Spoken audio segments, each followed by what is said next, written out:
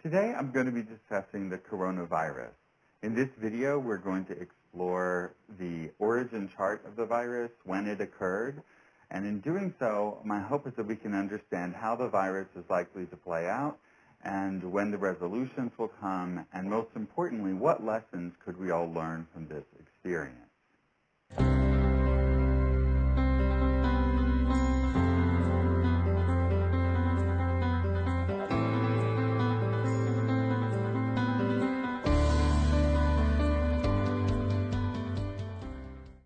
Hello, I'm Ram Das Bill Sinclair, and today we're going to be exploring kind of a heavy topic, the coronavirus, also known as COVID-19. Before we start, I want to invite you to subscribe to my YouTube channel. This channel is dedicated to giving examples of how we can use Vedic astrology in our daily life to understand the good times and the bad times and help us cope to get the best experience out of every day of our life. Unfortunately, today we're starting on a little bit of a down note. The COVID-19 is certainly not an upbeat topic, but I promise the ones in the future will have a little more light. However, I do live in Seattle, Washington, which is the epicenter in the United States for this COVID experience, so I thought it was important to kind of explore this and figure out what's going on. The first job of an astrologer when you're doing something like this is to try to determine when the illness first appeared. So in this case, I went onto Wikipedia where they have really excellent timelines, and I found one that listed the very first case that was spotted, which was December 1st in 2019 in Wuhan, China. But that case, the person had symptoms but was never really connected to the further outbreak. I studied that chart, and it seemed to show more of an individual illness than something that could go on for, like this thing has taken off and exploded. So the cluster of patients began to appear on December 8th through the 18th in Wuhan. These people, there were several patients identified, the cluster formed, and that seems to be the point that has progressed and rolled out since then. So I drew up the chart for December 8th at sunrise in Wuhan, China. You should note that the Vedic day always starts at sunrise, so that's what we take for the beginning energy of the day rather than midnight. So as I looked at this chart, I noticed the first thing was that Scorpio was rising. Scorpio can be kind of an aggressive sign, and it's also the natural 8th house in the zodiac. And the 8th house is an indicator of crisis and illness. So I thought that made sense. Secondly, Mars, who rules the chart, or who rules Scorpio, is placed in the 12th house. So anything placed in the 12th house indicates what we would call loss and isolation. And these are two key terms that have played out and been associated with this virus. So I thought there's a second confirmation. Thirdly, we had Mercury sitting in the first house. Now, Mercury is always involved in health issues, and Mercury has what we call three gunas, all three gunas or three doshas. So he can be very healthy if he's totally balanced, but he can easily get out of balance. So Mercury's presence there gave me a clue that this might be the right chart. And additionally, for Scorpio rising, Mercury rules the 8th house and he rules the 11th house. So the 11th house is the secondary house of disease. So I felt really strongly that this does indicate that there is a disease here. The next question I posed to myself was, but what in this chart indicates that it could become an epidemic, or some people are saying pandemic? What would make this go global? So for that in a chart, you would want to look for the moon, because the moon represents the public. And in this chart, the moon is located in the 6th house. And the 6th house is the first house we look at for disease and suffering and bad events. So I thought, that's interesting. That makes sense. The moon is in the 6th. It's in the sign of Aries. Aries is about new things, novel things, new emerging ideas and entities. And in fact, this is a brand new virus, so it fits with the house, it fits with the sign. More importantly, it fits with the lunar sign because it's in the very first 2 degrees of the sign. And so that part is ruled by a lunar nakshatra, which is called Ashwini, and that is specifically related to health. So, we have a lot of issues stacking up with the moon. The final thing is that there's a shadow planet called Gulika, which indicates difficulties and bad outcomes. And Gulika is sitting within 1 or 2 degrees of the moon. So here we have a signature in a chart that when we stack it up, it indicates that the public will be subjected to a new illness, indicated by Gulika there, and that it could go, and it's a long-term pandemic. So we have something here. I believe this chart really gives us a lot of insight into how the disease could progress.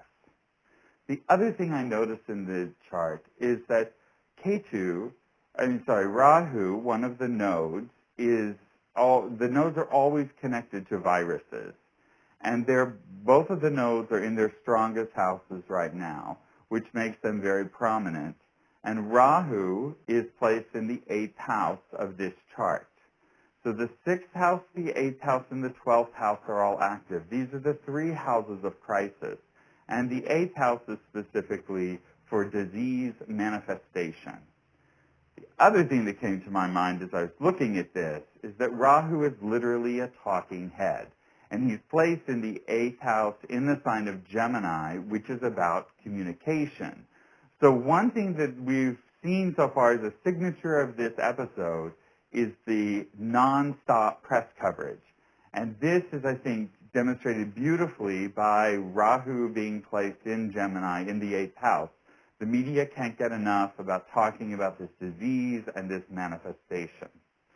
So you put all this together, and I think this becomes a very likely candidate to tell us about how this disease, the epidemic, is going to play out. So in order for us to understand what's coming up in this disease, we have to look at what we call the Dasha system.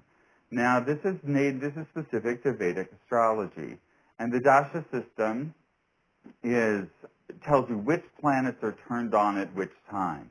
We all have the same planets in our charts, and so they're placed in different houses and signs, but they're not all active at once, thank goodness. So we can look and wait to see when certain things are going to happen. So I want you to remember a couple things. The first thing we said is that Rahu and Ketu indicate viruses. They also indicate karma on a global scale, and they're there. So when this chart started, the 3 planets that were turned on were Ketu, Venus, and on the 3rd level, Rahu. So whenever you have Ketu and Rahu active, this means it's a big impact. It's on the life, or because of the placement of the moon here, it's on the world. So we have a very strong signature here for that. Additionally, we have Venus in the middle. And Venus is the ruler of the 7th house and the 12th house. So this is the 12th house ruler that also contributes to a crisis. And Venus is placed very close to Ketu in the sign of Sagittarius. So we see here that Ketu, Venus, and Rahu are working together to manifest this disease. Now we start to understand the timing. So that started from December of 2019. In Ketu, Venus, that changed to Jupiter on the 3rd level on January 29th of 2020. Now, from the chart, we see that Jupiter is very strong, and he's in his own sign of Sagittarius. What Jupiter always acts to expand whatever he's dealing with. He will take something global. And in fact, he's sitting in a lunar sign that's ruled by Ketu, so it ties to a virus, and it's about destruction and tearing down things so that new ideas can come forth. And so we have here, it was in the end of January, and this will go up until March 26th of 2020, that we saw that the infection rate went global. And that makes sense that Jupiter would have expanded that and taken it worldwide. Now, on March 26th, 2020, the Dasha sequence is going to change to Ketu, Venus, Saturn. Saturn is also sitting in the second house with K2 and Venus. But Saturn has an idea of focusing, of limiting things. It counteracts whatever Jupiter expands, Saturn focuses and contracts. My guess and my hope is that we will start to see the cases even out. It will stop moving, the infection will level out and we won't see a lot of newer cases starting from March 26th. The interesting thing is right on March 30th, Venus is going to move into the 7th house where he's going to stay for the next 5 months. This is his own sign. He's very strong there, and he brings he rules affairs of our day-to-day lives. Venus is a teacher, so I believe that this is an indication that moving from March 30th through the end of July is when we will see treatments come forth, we will see vaccine developed, and we'll really understand how to manage and control this system.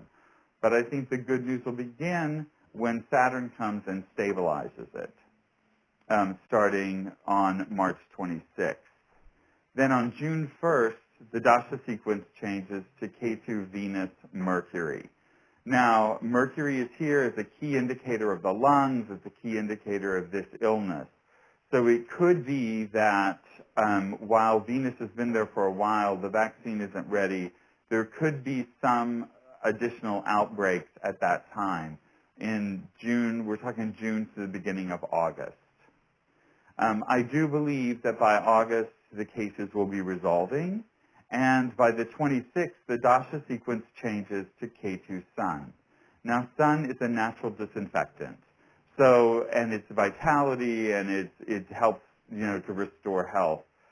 So as I look at this and put together this chart, I feel it is possible that this infection could go on in through the summer, but I do believe we'll get some relief starting in the end of probably April, May.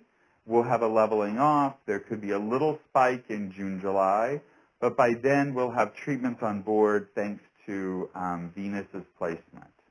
Before we go, I just wanted to talk about something else. There's a correlation between this particular outbreak and the Spanish flu of 1917. And it's just because Saturn is in the same place. We also, at that time, there was an eclipse that went over the U.S., and it was related to that outbreak. The eclipse we had in 2017, I should note, is active until April of 2020. So this is another reason why I think that energy will leave in April and we'll have a leveling out. So there's several astrological functions. But in studying the Spanish flu, I noticed that what came out of that was the advent of antiseptic cleansing treatments. Listerine was developed. We really began to practice medicine in a different way that has helped us to avoid huge outbreaks like that since that time. So I'm thinking that this is a very difficult event to go through. It's terrible, but I do believe that everything comes to us for a reason. And so I wanted to share some ideas of just kind of what's happening here in Seattle and see if this doesn't, lead us to where we could go with the lessons of this. I think the first lesson is that our complete dependence on global supply chain can be very difficult, and we may need to rethink these international relations and how things are going. Secondly, there's school districts near me that are preparing to send children home in case there's a prolonged outbreak and everyone needs to do what we call social isolation. They can continue distance learning, and that could have an impact on our future educational system. Mercury represents education, and it's in the first house, so it could be revised. Secondly, in the last week I've been here, Microsoft and I believe Google and possibly Amazon all asked their people to work at home. Because this, we now have the technology and the infrastructure that many, many people could work at home. And what I noticed is it dramatically reduced the cars on the road, things like that. So this could be an outcome. This could be a catalyst for change where businesses realize people can work at home, it could be better for the environment, it could be better for the economy, and people would have a better quality of life. So out of all of the difficulty we're going through now, I offer the idea that we should also be looking for what positive change could be resulting from this. I hope you've enjoyed this video. I would always like to please leave me comments in the bottom. I'm happy to hear them. Please subscribe, and I'll see you soon with another video. Thank you very much.